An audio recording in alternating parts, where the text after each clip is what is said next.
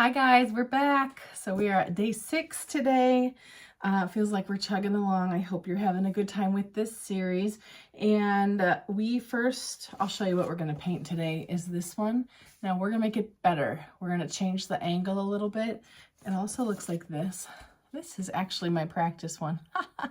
But I think it's going to be so cute. My daughter said it looks hard and I'm going to try to make it easy for you. And so that's what we're painting today. And then you know the drill by now. We need to get into our list of cozy. If you've got a candle, maybe you have essential oils instead. Great, get those going. I bet spruce is good. That's what mine is right now, is like spruce scented, little one for the series. And then if you've got some kind of a beverage, here's mine today, bottoms up.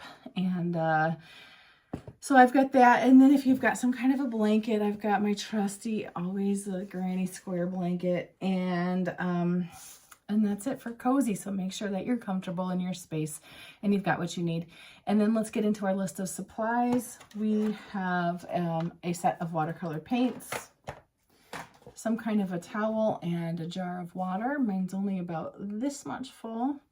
And then if you've got a spray bottle, that's great. If you've got a hair dryer or heat gun, I do think you likely will want that a little bit today.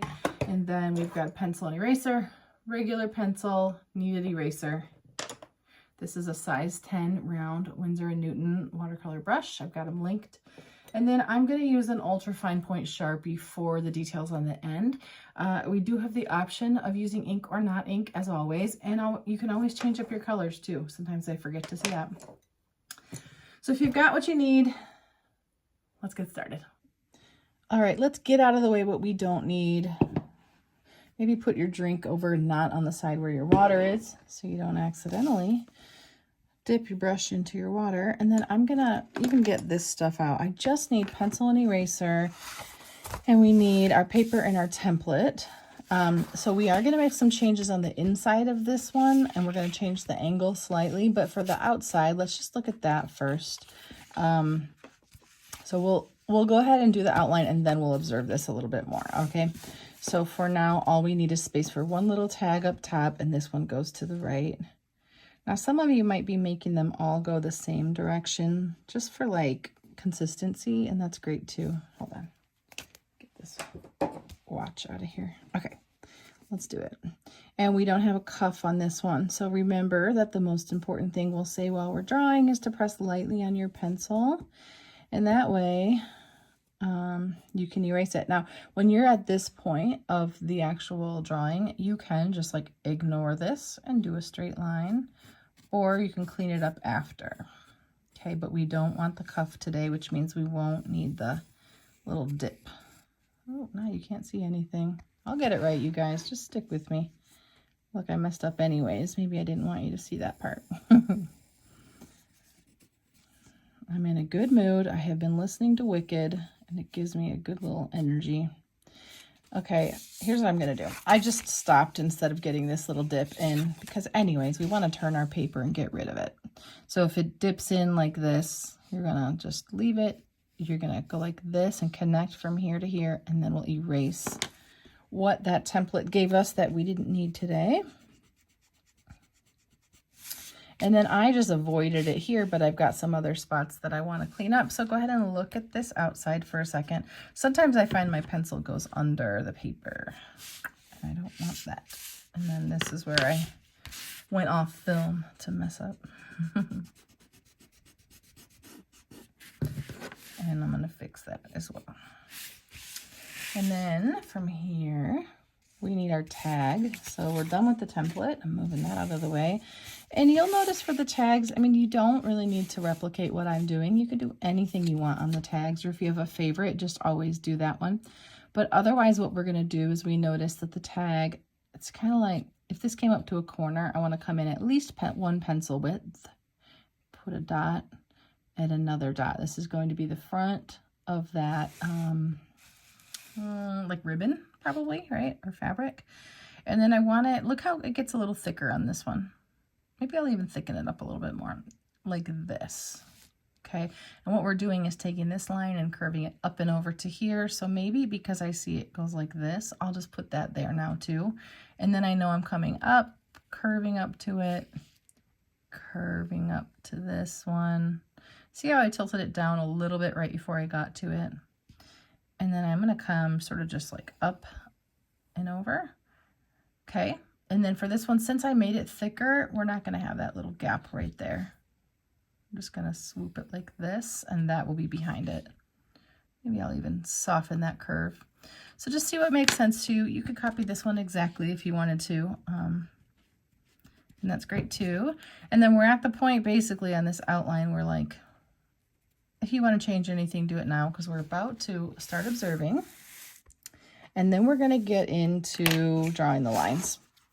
Okay, so here's the observation. This is a quilt pattern. And the thing I don't like about it as much on this one is that basically it's just straight across. And I really want the whole thing to sort of live on a diagonal a little bit more like this. This is one I just played around with in Procreate when I was deciding what to do here. So see how these ones end up on a diagonal line, but these ones are like just a little straighter. We're gonna go for this. So I'm gonna try to make those little adaptations as we talk about our design for today. But for now, let's look at this and just observe, okay? Because I want to simplify this for you so that it doesn't feel overwhelming. There's a bunch of lines, there's a grid, okay? But that we can figure out, we'll get that together. From there, we'll be finding a center, and you can do any colors you want. Yours might be bold reds and greens, or I don't know what you're gonna do. Maybe match your holiday decor. And so for the center, this one was left white. Okay, so, well, it is white, so in watercolor, we leave it white. Then from there, it's got 4 like this. In fact, if I turn it this way, let's do it this way. This is a good way to study it, right? Then there's a square. We've got 1 above, 1 below, 1 left, and 1 right. From there, the blue is just gonna go on everything outside of the pink, okay?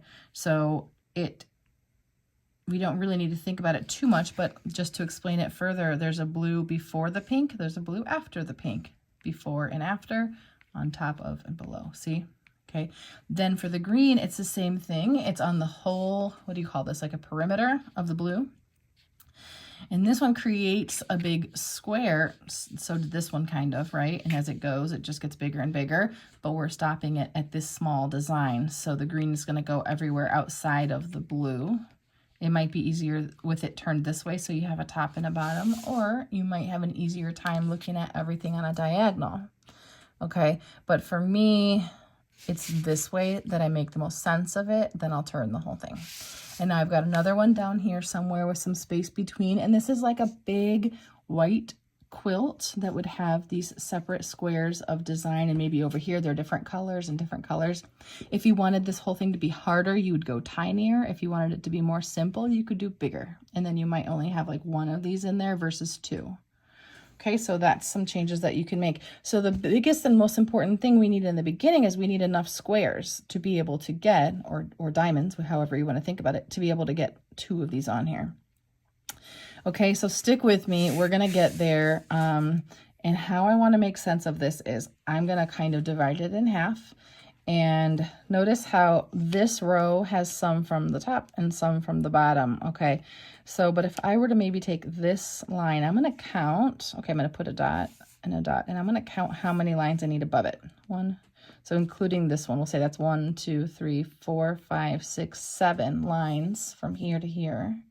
And it's probably gonna be somewhere the same, 1, 2, okay, that's our longest length. So if we did it from here, 1, 2, 3, 4, 5. So not exactly the same, but notice how some of these squares got bigger. So maybe if I kept it tighter, it'd be more similar.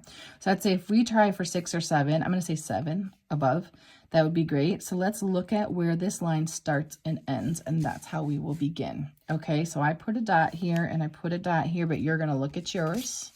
And we're gonna try to just make sense of it. We're winging it a little, but knowing what's needed, right? So look at this. I could probably, let's try this trick since we all have the same template. Look at that. If I laid about 3 fingers here from the top of my stocking to this dot, and I'm about at my knuckle on my first finger, just because this isn't the same width everywhere, right? So from here to here, and I put a dot. That's going to be 1. Now let's go down here. Oh, it's not the same. It's not the same, but for me, if I put my 3 fingers, it would be about the same. But let's look where it lines up on the toe. It comes down, over. This is right as it starts to actually go down. So if you can get a dot somewhere about here and you're going to wing it, this is not a science. It's just kind of trying to use a little bit of math to get us where we want to go. So on this one here, I'll do it 3 fingers, put a dot. But now I'm realizing I made a little adjustment on this. And so that's going to make it, what we want is instead of this line here, we want it a little bit stronger. So now let's actually adjust your dots just a hair. Take this dot up a little, take this dot down a little, grab out your eraser so we don't get confused, and erase the ones we don't need. So what we just did is gave ourselves starting and ending point to make it a more extreme angle. Let's turn our paper now. I hope you're not overwhelmed. We're going to totally get there. So I'm actually going to start coming in from these sides a little towards each other first so that I'm sort of bringing my end point closer. And then I'm going to get that first line. Once you have your first line, you're basing everything else off of it. So make sure you like this one. I'm going to quick, before I get other stuff in my way, erase whatever I don't need out of this, because we will be seeing these lines, you know. Let's erase our dots too so we don't forget. Okay, we're doing awesome. And then now what we need is sort of equal distant lines to follow this one. So I'm going to put my pencil on here and show you the difference. It's maybe a pencil and a half. Yep, not quite 2 pencils. Okay, so I'm going to wing it a little because I don't want us to be, okay, notice I turned my whole paper. I don't want us to be worrying too much about it. So I'm going to try to make it, I'll test myself, about a pencil and a half. And now I'm using this line to help me keep my new line straight. So I'm watching that one. And I don't, you can get out rulers. Listen, some of you already have them out and you're like, ha, I got this. And then that's great. And you could measure them all and make them, and then yours is going to be really kind of perfect. I don't want to. So 1, 2, 3, 4. I hope this is going to get us enough. Keep it a little bit on the tight side. Okay. We're going to wing it. So if we don't have enough space, what's going to happen is that the pattern is just going to fall outside of the front of the stocking, and that's no big deal. I'm hoping I give us enough here. Maybe my winging it might not serve me well. We'll find out.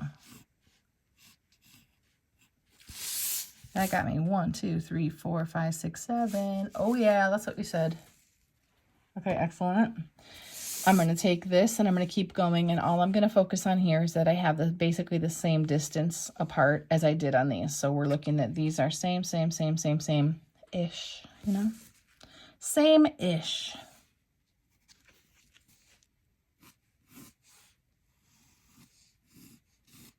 Notice on these long ones, I bring it in first, which helps me a little. And then we'll just get out our little eraser as needed. Don't forget, press lightly, because if you get one of these lines super wonky and you want to move it, you don't want the remnants of the old one to stick around. If I'm too fast, you can pause me. You know what we're doing.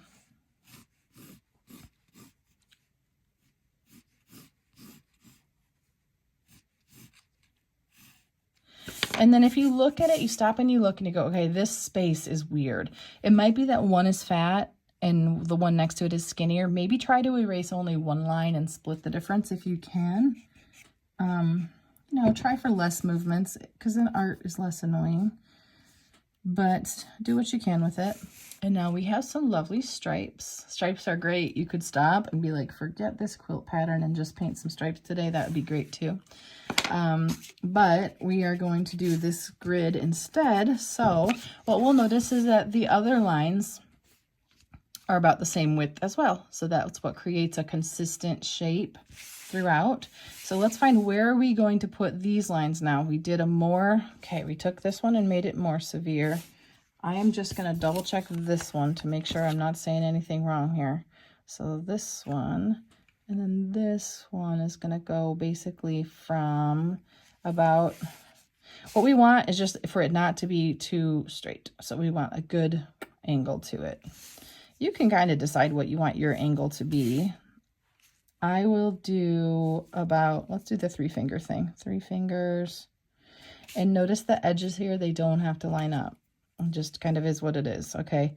I'll let this one line up though. I'll do it right at this 1, 2, third one down. And I'm gonna take it all the way down to, I think to here. I'm gonna test it with one line real quick.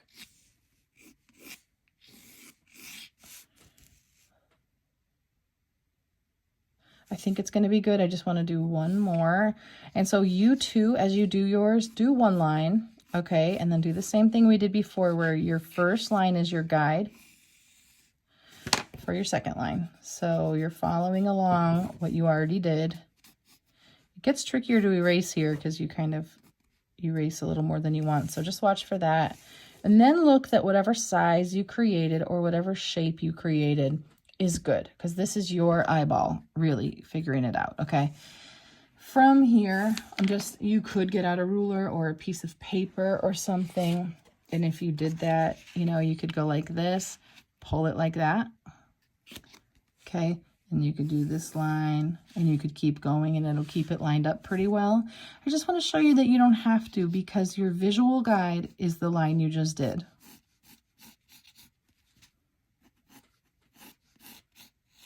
Okay, and so we're just looking for that equal spacing, and that's all we care about right now. Light on that pencil. You're further than you think, you guys, because we're just filling in certain blocks is really what we're going to do, you know? So getting this grid on here is a big deal, and hopefully learning to do a grid this way. What's cool is you can do absolutely any pattern in here, or you can just do a whole nother one of these where you go random. I mean, you could do a pattern. You're the boss of you.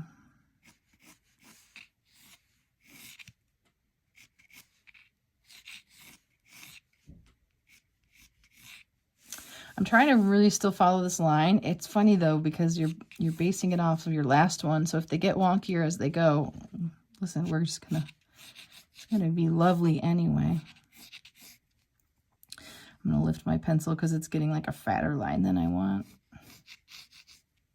If you get down here and you've got another space where it would have cut off, I would put that line anyway. Okay, because you don't want any like wonky long squares over here. Oh my goodness, are you loving yours? I want to kind of see how much difference we got here. I got this angle on this one. I'm going to put them next to each other so we can see. Hold on, I'm lining up my board first. This one, I don't know if it's a lot different, but we're going to love it no matter what. If later on you wanted more of a diagonal, you're going to take this line and make it even more kind of harsh, okay? So here's the baby one. All right, so we are going to start mixing up colors, and for this one we just have the 3. So make sure you like it. If anything's wonky, get in there with that eraser. If any of your pencil got really dark somewhere, lighten it up. If you need to change the spacing on anything, go for it. And then once you like it, get that pencil and eraser out of the way. I feel like somebody is now saying, like cleaning while you cook, because I do say that a lot. And then we're going to mix up some colors. So let's get into it. This is like clearly my Christmas palette right now. And but we're going to mix some colors together. So I'm going to dip my brush into my water, and I've already got some here, but I'm going to tell you what I did. I took pink, but you could take any of your reds, and I'll dip my brush, grab a little, not a lot, come over here, and I'm going to add more water to it and mix it around so that it's a nice light pink. I really like the baby softness of this one, but you could do dark red and would be really cool too. So just whatever you like. If you mix up enough now, maybe, so that you can keep these 2 colors consistent, that would be good. Another option for you is that this is one set of colors and this is an entirely different. Oh gosh, I got to do it now. Yeah, I got to do it. That's going to be so good. Okay, so this is one set. The simple way is to do them both the same. Okay, so some of you are just going to be mixing up 3 sets of colors. What I'm doing now is I dipped my brush into my water, grabbed some of this nice bright green. You can use any green that you have. Okay, and then I'm going to add water so it's a puddle. And I do like that this one is a nice light soft green, especially if we're going to change this one up. This is nice because we can do a darker green on the bottom. And then this to me is like a cornflower blue. On my set, it's 1, 2, 3, 4, 5, 6 down from the top center. On your set, just pick a color that you like, grab paint, take your brush and get water and come back so that this here is a puddle.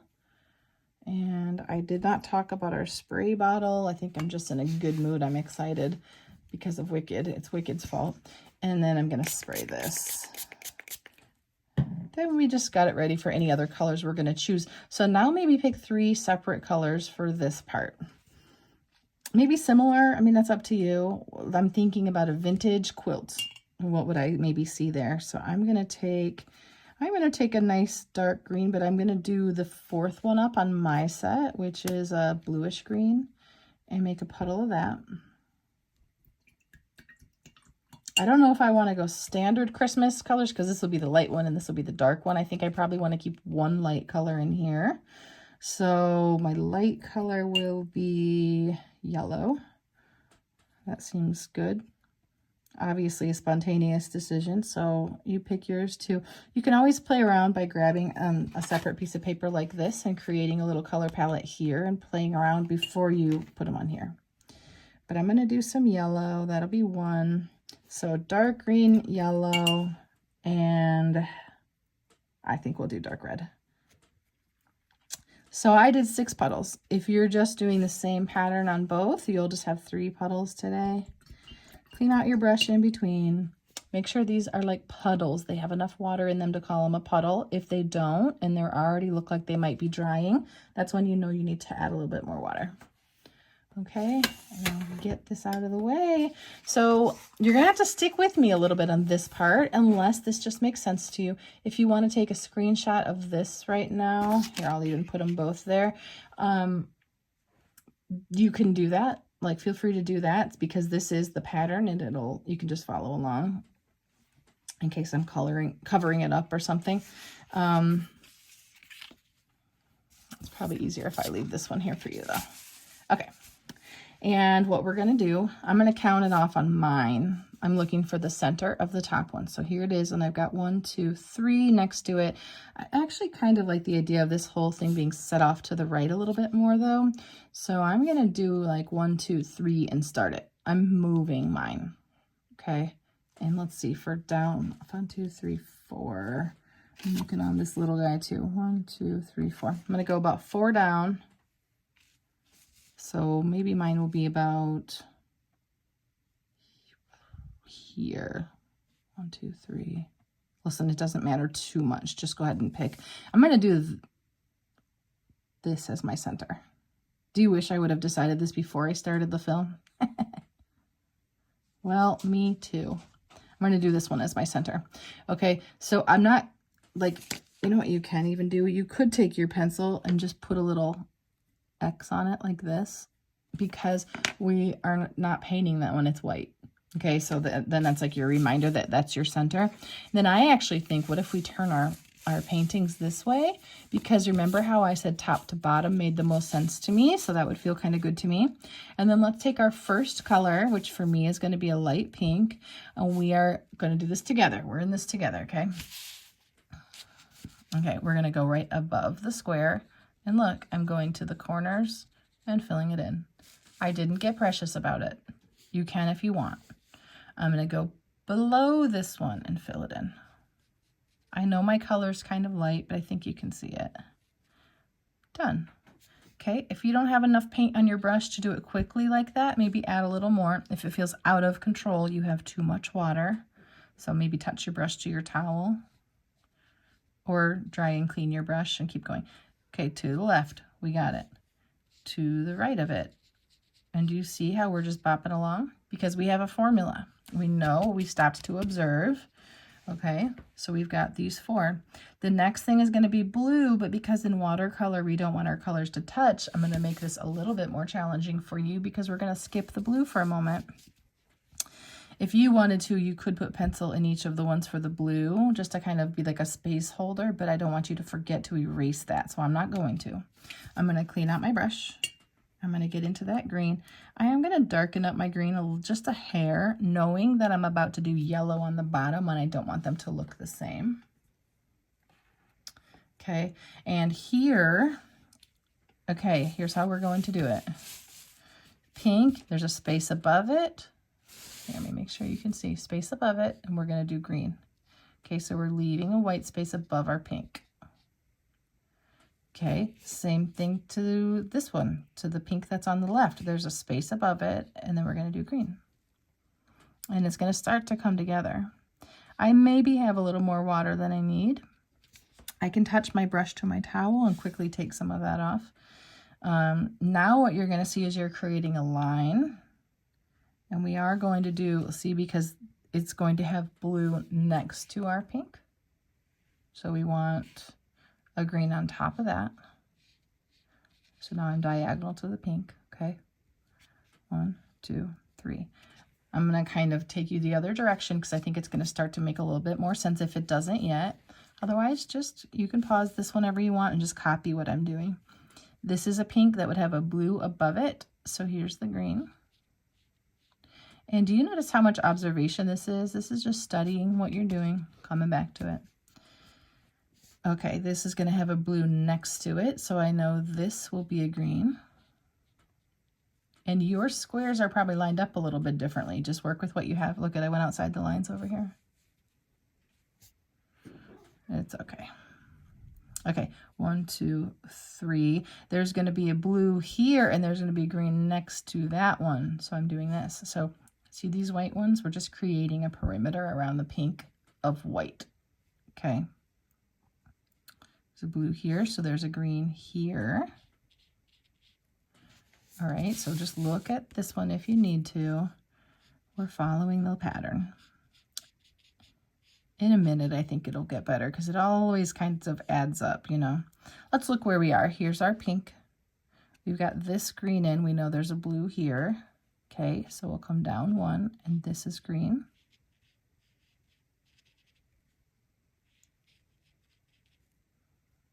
We're doing very good so far. You're doing good. I can't see your paper. This might be stressful. You're doing good anyway.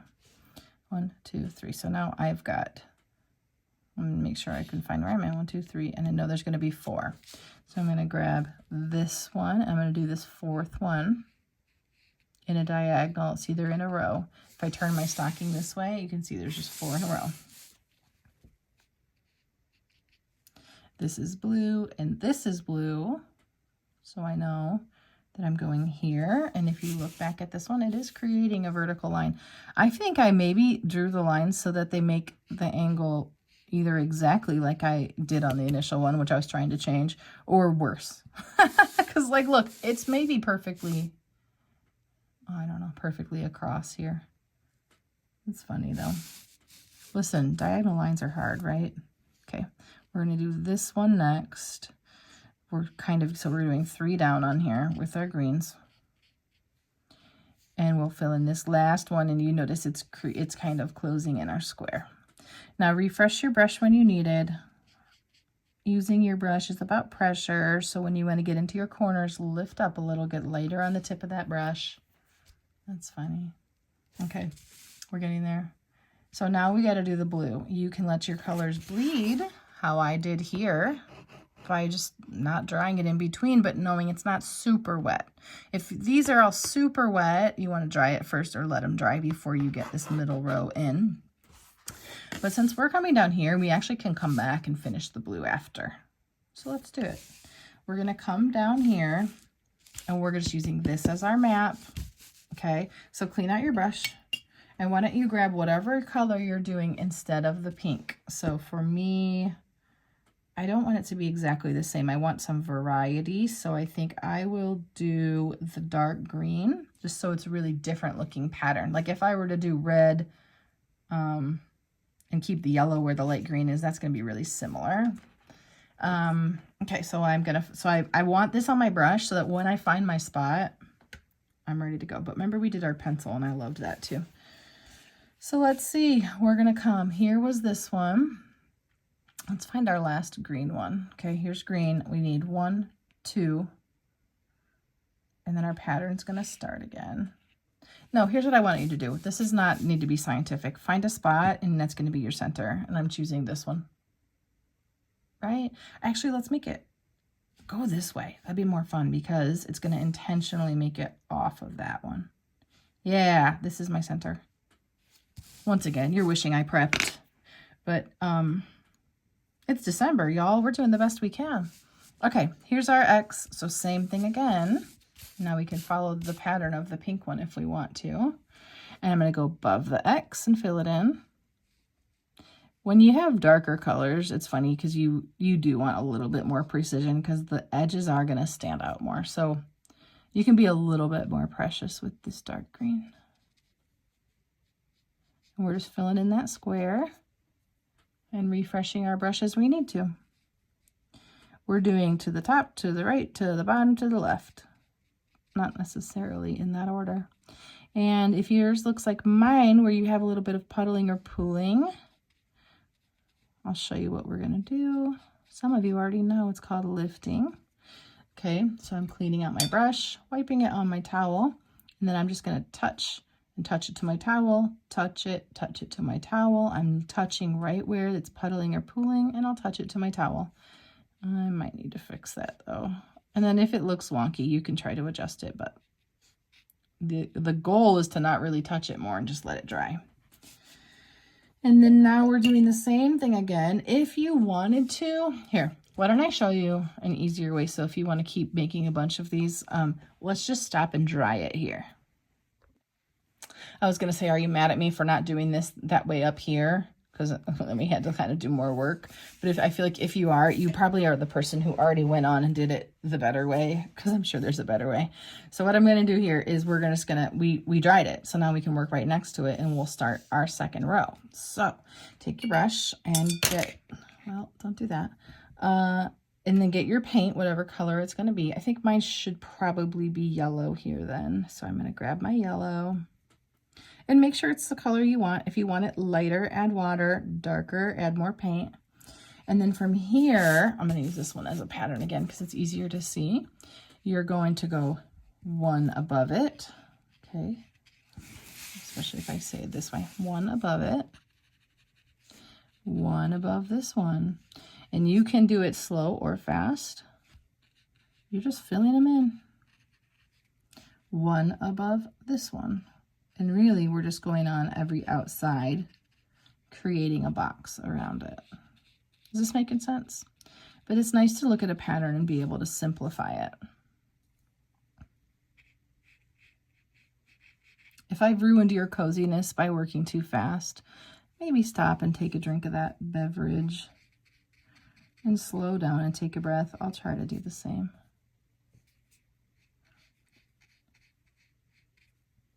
Okay, now I have this on the whole outside of that. Yep, and I'm just double checking myself, looking at all of them to make sure that this sort of creates some sort of a square of diamonds, right? I'm already absolutely loving the change here. This keeps it simple. This makes it interesting, you know? Why don't we stop here and come up here because these are probably dry. Okay, and we're going to get into our blue or whatever color you created for the top. So this is just working around the paper to make sure that things are dry and we are working, not having our colors bleed all over the place. Okay, because in watercolor, you can't work next to wet paint without your colors bleeding. I am filling in this square and then it'd be optional to fill in the circle, but let's all, so that we don't forget, let's erase that. Okay, on both. Sorry, I put my brush in my mouth. Let's erase that on both of them because if you decide to color it in, I don't want you to accidentally have that pencil under it. So the center square can absolutely be a color. I kind of like it not being a color because to me, it brings together that all of this part that we're leaving white would be a white quilt. Okay, and so by leaving that center, it kind of pulls it together a little bit in my eyes, but think about what you like. I do think this one is a little impressive. I think it's got something. So if you're making cards or gifts or whatever, this is a cute one to do. I'm refreshing my paint as needed, okay? But notice it's a little darker over here, so I might try to lift some of that out.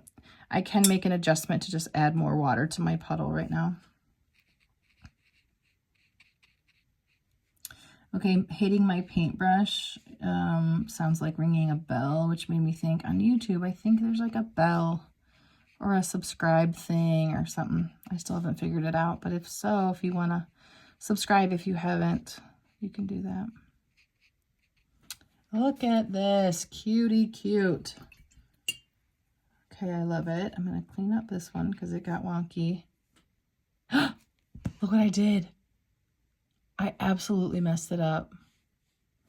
I'm not redoing this video, so you're going to deal with real life here. I was supposed to do this one, so I will do it. And you know what I'm going to do?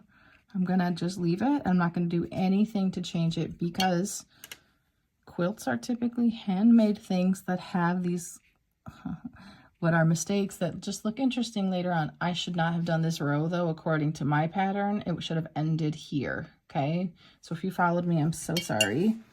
And then we're just going to move on. We're going to do this one. So this one needs the outer row. So I need my third color here. And we're going to work on the outside of everything. So if I turn this one again, here, this one's all dry. So, excuse me. Then we can just use it as a map. So remember, we're coming outside of that yellow now.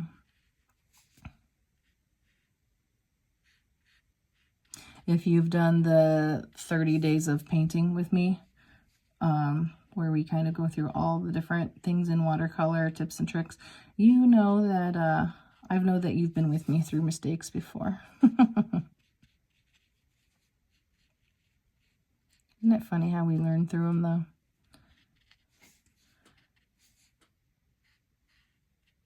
I have a bunch of teenagers. And I'm definitely at the stage of parenting where I wish they could learn through my mistakes, but, or just like life experiences, not mistakes. That's probably a harsh way to say it. Isn't this cute? So now these are all on top of our yellow. That's how I'm keeping track of these ones. If this is the top, okay. But I guarantee this stocking is going to be really cute, even with that little addition, so I'm not worried about it. So in the top of them all, and then on the sides as well. So I'm coming over here.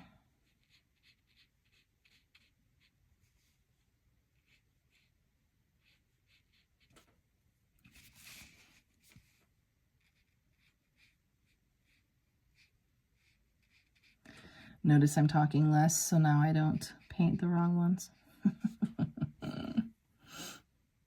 Okay, refresh that puddle as needed so that it remains the color, basically consistent throughout.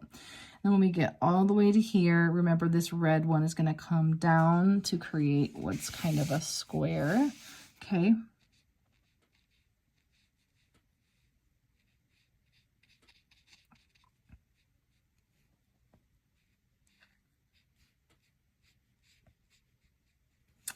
On the edge of your stocking, try for a nice clean line there. And then this is where you're starting to think, are you going to outline your stocking at all? Are you going to outline only the outside of the stocking and leave all of this with just the pencil? Or are you going to do the ink work? In a moment, I'll show you that again. But before that, we do need to get what color are we going to do up here? And another thought, once we've got these ones, since we moved this one, I bet you this one would start a third thing if you wanted to, and it looks like there's space for it. You could start a different color. I would do totally different. If these are two different colors, I would do this as a third color option. and maybe just fill in a little bit like that. Isn't that cute? So it's like a glimpse of a repeating pattern. Okay. And, but let's decide what color we want this to be. I feel like because this bottom's darker, I think I'm going to go with that red. I don't know. You can always like, this is funny, but if you didn't know what color you wanted to do it, you could cut a few strips like this and quick paint them, you know, paint this one red. Watch, we'll do it. It's just not going to be dry, but that's okay. I'm going to paint this one red. I can literally set it here and see what it would look like red. I can do another one. I'm going to do pink and see what it looks like pink. And then I don't have to actually paint it yet. I can see it first. Very cute. I'm obsessed with that pink, but I think I like how the red balances it. And still I'm going to do neither. I bet you I'm going to do green. I don't know how I got there, but I did. So I'm going to do green. So I'm going to fill in this whole tag.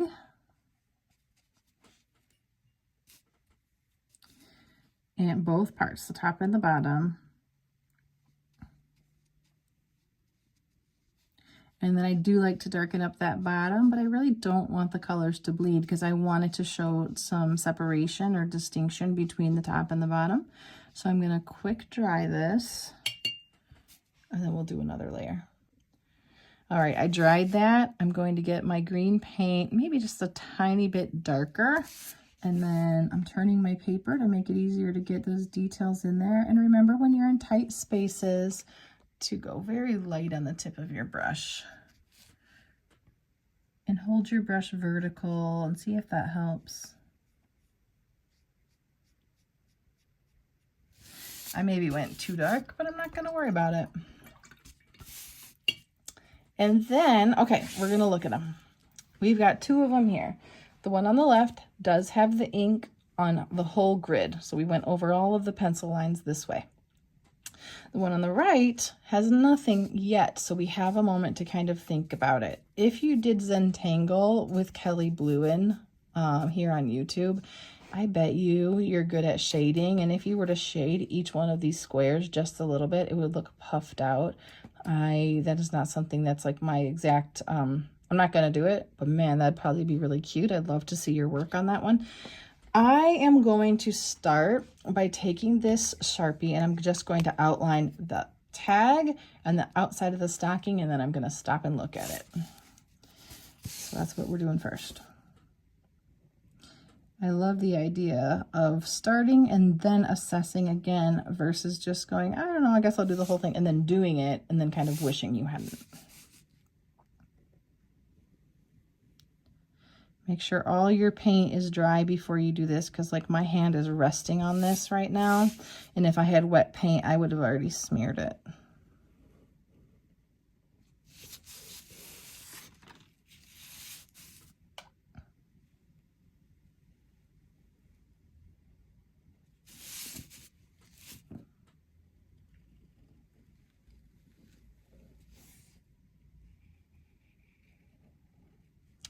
I kind of messed up my line here, so I'm just going to very carefully just straighten it out a little bit without trying not to get my ink too thick there. Really thick ink, I think, would be more noticeable. This is a cute one today. Makes me want to do everything in quilt patterns.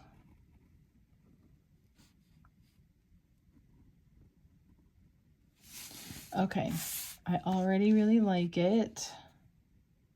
I think it's going to be personal preference. But if, let's say you're like, but I don't want to see the pencil lines, and I feel like a lot of you will say that. So let's just get in there and we will go through.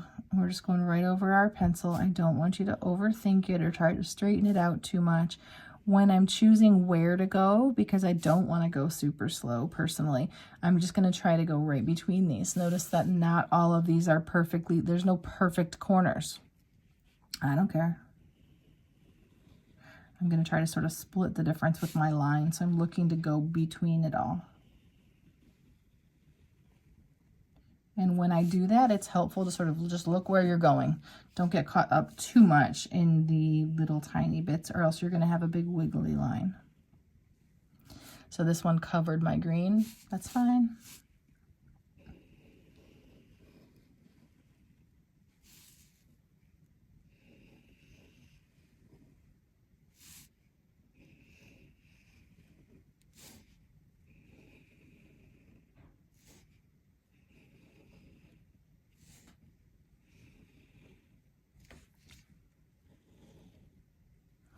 All right, my little bit over here as well, and then I'm going to take it, turn it, and do them all, the rest of them.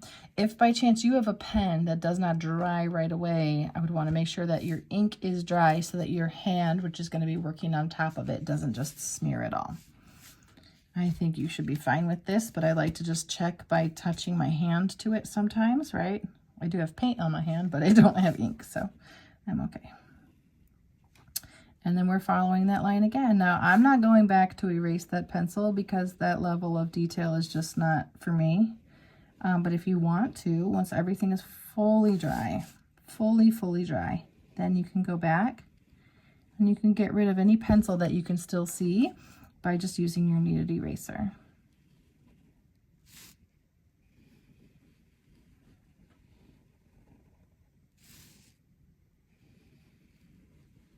I love this one.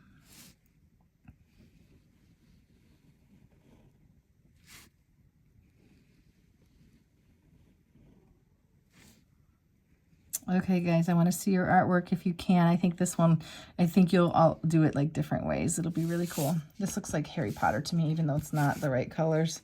Oh my goodness, I love it so much. I hope you love it as much as I do. If you go to my Facebook page, that's where you can share photos. I'd love to see your artwork.